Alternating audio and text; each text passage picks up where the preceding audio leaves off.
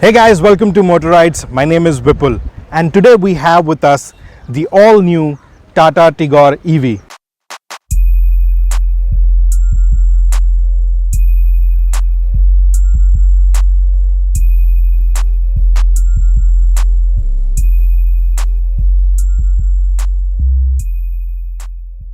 Now this is not the first Tigor EV that Tata has made, and before this there was a Tigor EV on sale which was limited only to fleet or taxi owners. Tata has reintroduced that car as the Xpres-T, and for the normal consumers they have now launched this Tigor EV with the Ziptron technology that we've seen and have liked on the Nexon EV as well. Let's see how the Tigor EV is different from its ICE counterpart, which is the regular Tigor.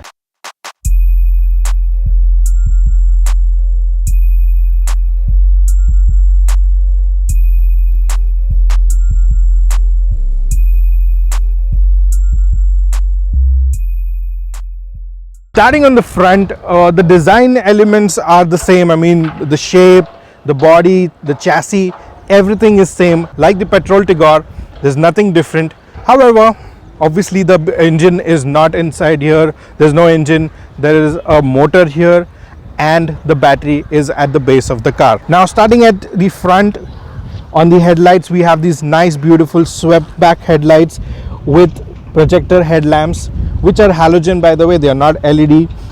You have the integrated turn indicators and the high beam light. The humanity grille here. Now since this is an EV, it does not need any air intake, so the only air intake is here. Then you have these blue inserts here that go through the front till the headlights all the way back. Below that sits the bumper, and the bumper gets the halogen fog lamps with LED DRLs. There is also these blue accents on the fog lamps, which sets it apart as an EV. Now this is an exclusive EV color. This is the signature teal blue color, and we've seen this color on the Nexon EV as well. It is a signature color to the Tata EV line, and the other color which is available is the Daytona gray, which also gets these blue accents. Now moving to the side of the car, you get these 14-inch alloy wheels with full wheel caps. Again, there is this nice blue accent here to denote that this is an EV and not the regular Tigor. The wheels fill the arches really well. Here you see the EV badging, again in the signature blue color. Now this is the top of the line XZ Plus variant, which is why it gets a dual tone color. The roof is completely blacked out, and the ORVMs also get the dual tone treatment. So there is this gray fiber here, and on top there is a black finish. The turn indicators are integrated into the ORVMs. On the door handles, you have this chrome garnish. The full handle is not chrome, only this part is in chrome. You get a request sensor as well for keyless entry. The design is pretty clean. There are not a lot of creases and lines. There is no rubber cladding. You get a chrome garnish that runs from the front of the window pane till the back to the B pillar and to the corner glass as well. Again, chrome garnish on the door handle. Coming to the rear, you get these swept back crystal LED tail lamps. These are full LED with integrated turn indicators. You have the EV badging, the signature EV badging again. Then Ziptron, which is part blue and part chrome. There is also a chrome strip running through the entire boot. The reverse parking sits just below the Tata logo. And you also get these two parking sensors on the bumper. The bumper has plastic cladding below with the signature blue accents. Since we're at the back, let's also look at the boot. The boot can be opened from the inside. There is a release button inside, or you can just press and hold this key to open the boot up.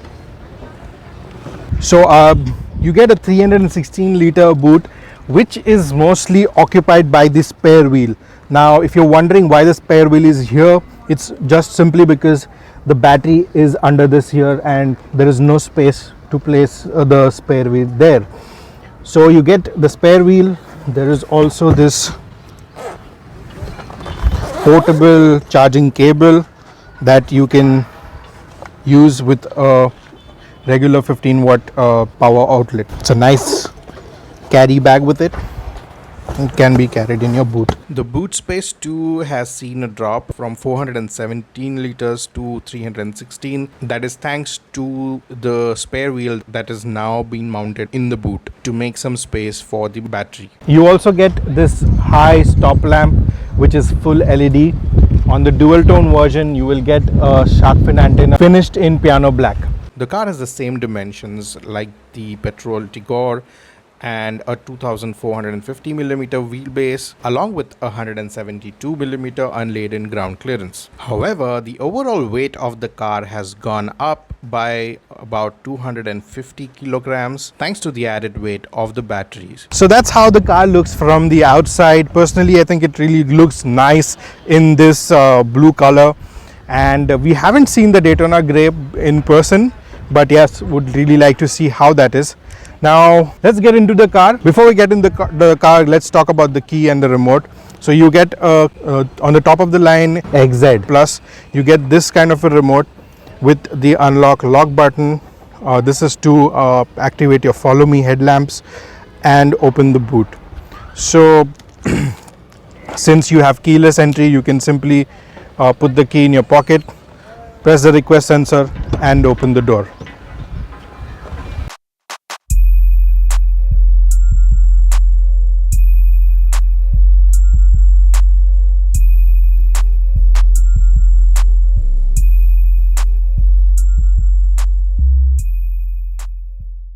Talking about the front door, the door panel has some soft to touch plastic with some fiber material used here and a soft cushion material used here. The door release handles are in chrome, which looks really premium. Here you have the controls for your power windows. The driver side windows only gets one touch down, and there is a child lock button here. The door pockets are good enough for 500 ml bottles like we have here.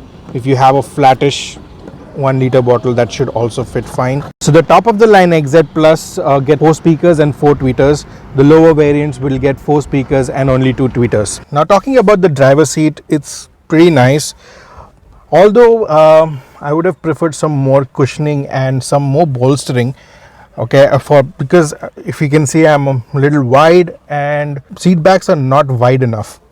It's comfortable, it's manageable, but it's not one of the best that we have seen in other cars. So you get this nice D-cut steering wheel along with piano black finish here. The horn sounds pretty okay. And on this side there are no button controls. On this side, however, you have the controls for your audio, your Bluetooth, your telephony, and mode change for your infotainment system. This is how the instrument cluster looks when it powers up.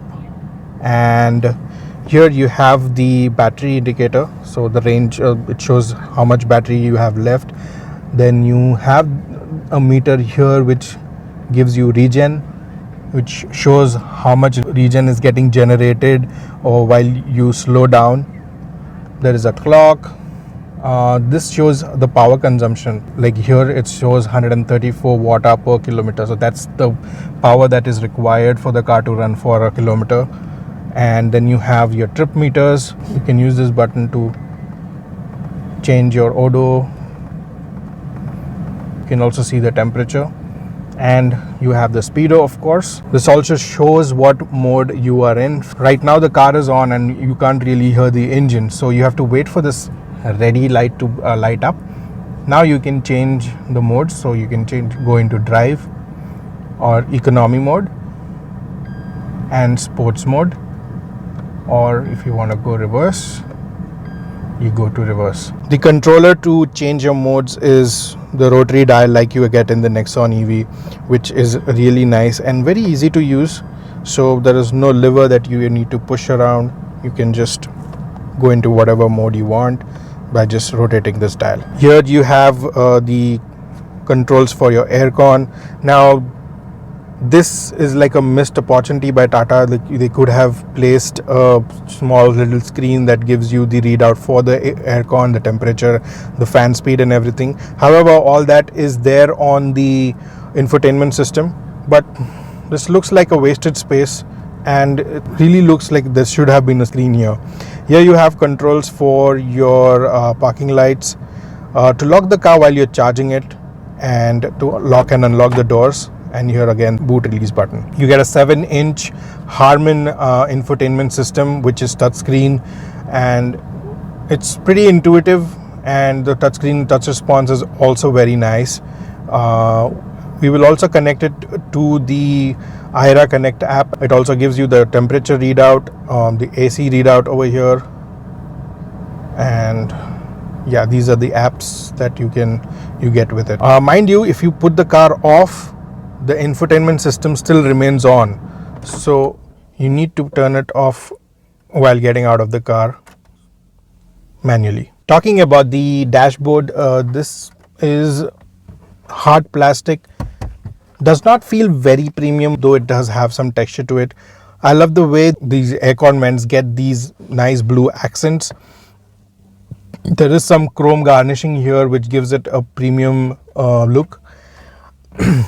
Dual tone interiors, these you get white plastics here, again hard plastics, not very premium, does not feel very nice to the touch. It's okay, but could have been better.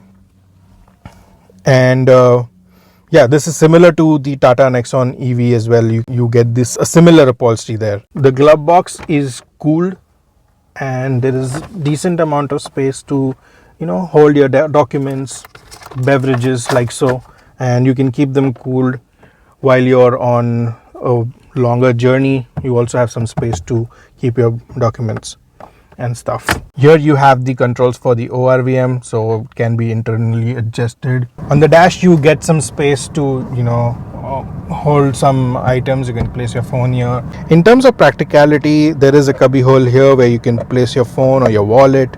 There is a 12-volt charging socket here, and there is a USB port as well.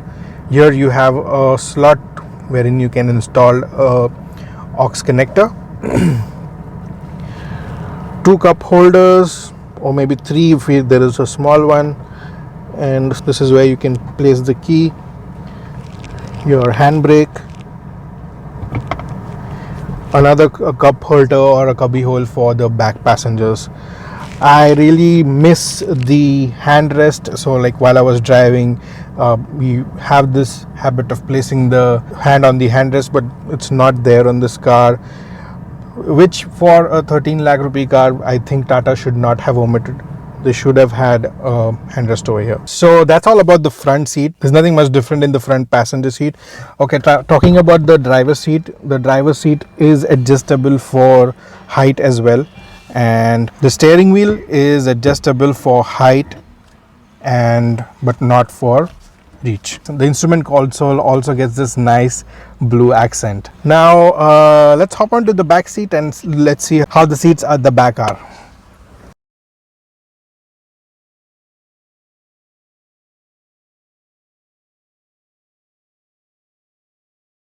So the driver's seat has been adjusted to my height, which for reference is 5'9", and there is a decent amount of space here, though I would have liked some more under thigh support. If you see, my legs are raised up a little bit. However, I have enough space to keep my feet under the driver's seat.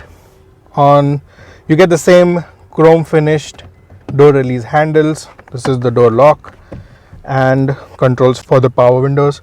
There is a cubby hole here to store maybe you can keep your phone here, and the door pockets on the rear door are bigger, and these can easily fit 1 liter bottle. You again get the speaker and a tweeter, again only for the top of the line XZ variant. Same treatment of plastics, fabric, and then some cushioning for the handrest. Talking about space, I think seating 3 will not be an ideal case scenario.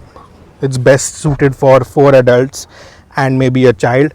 However, for your increased comfort, you also get this handrest with 2 cup holders. If you're in the back seat, I think it's a very comfortable place if there are only 4 passengers. Also, one point to note, the seats get a very nice treatment.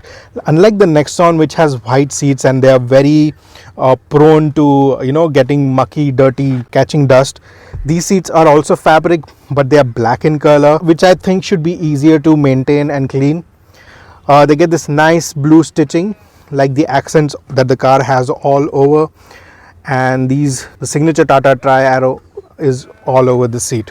The same treatment has been given in the front seat as well. Now, there are no adjustable headrests at the back, at the fixed headrest, and there is a smaller headrest which is good enough for a child. So yeah, 4 adults and a child should be very comfortable in the back seat. So that's the interior of the car. Now let's see how it drives.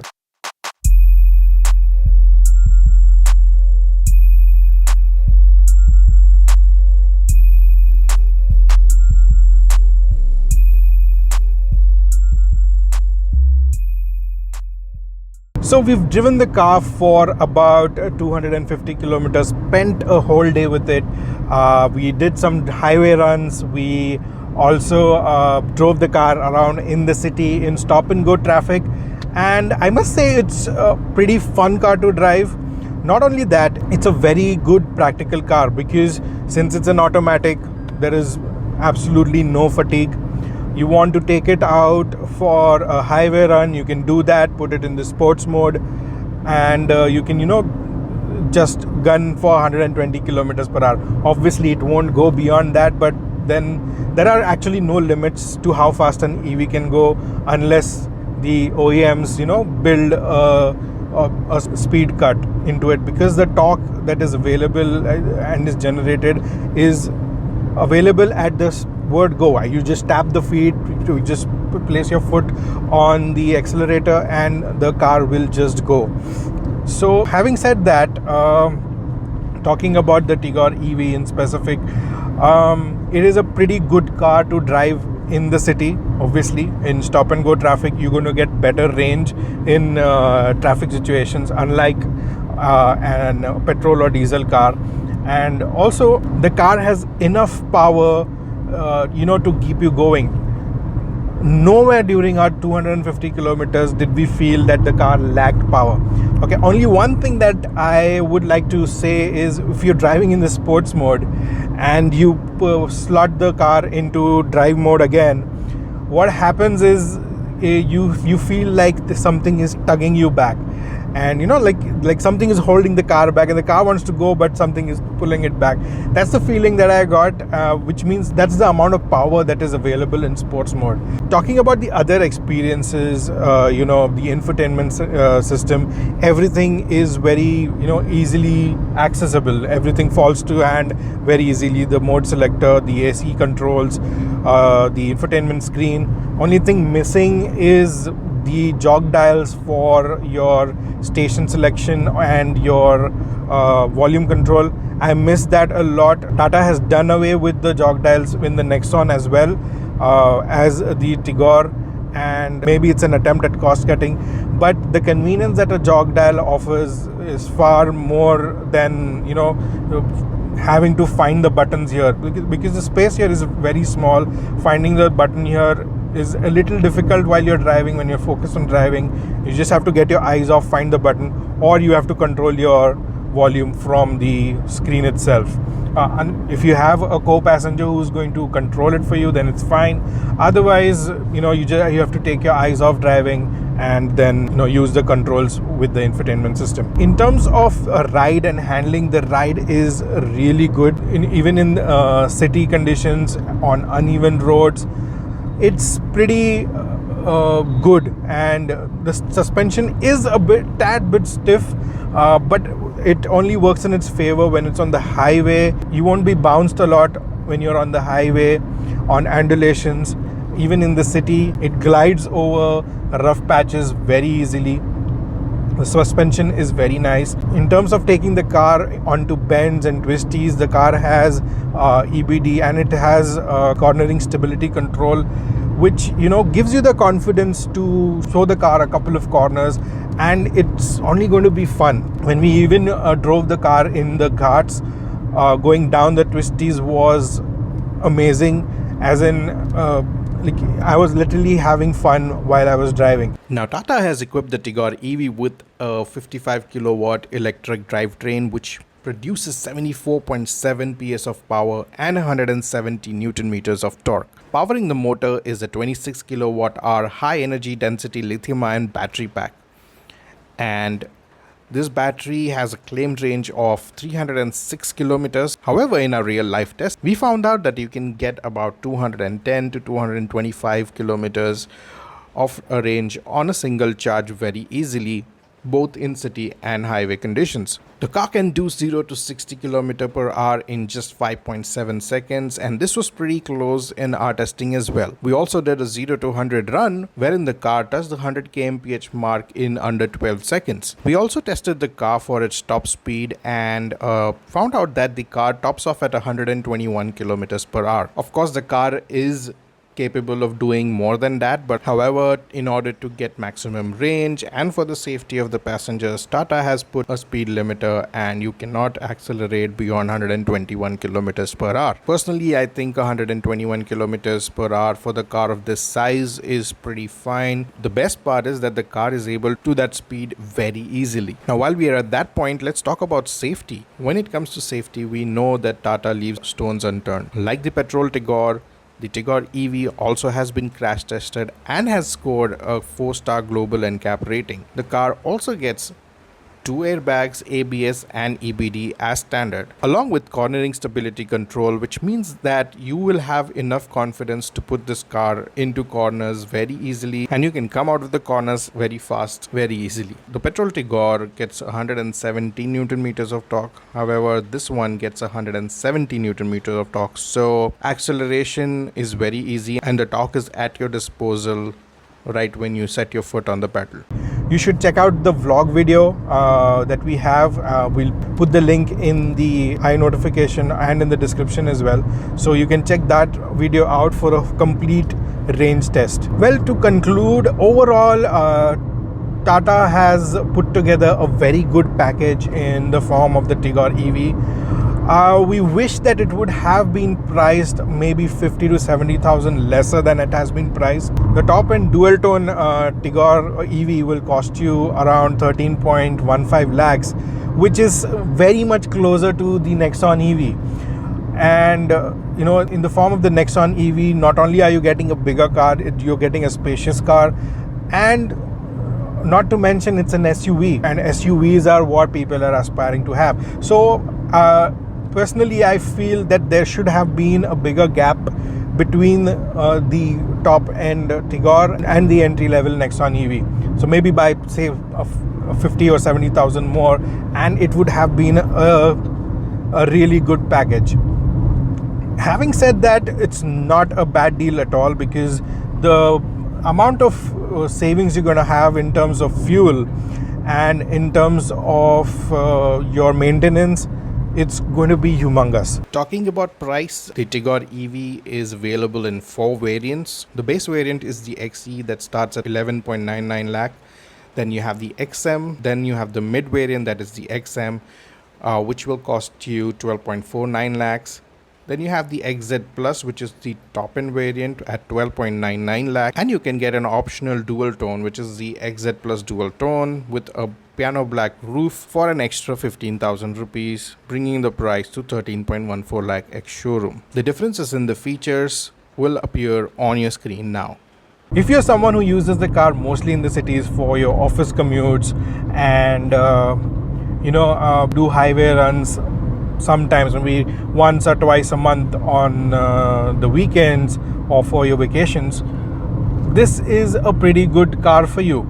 And other than that, if this is going to be a secondary car, instead of having another car which is a CNG or a smaller car, most families have a bigger car and a smaller car. This could be a very good second car for the city drives, city runs.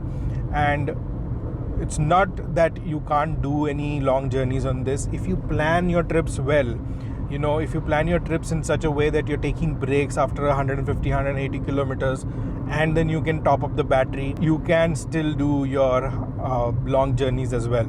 So typically, even if when we go for long drives, say for example Mumbai to Goa, it's about 600 kilometers, and you take about 2 to 3 halts.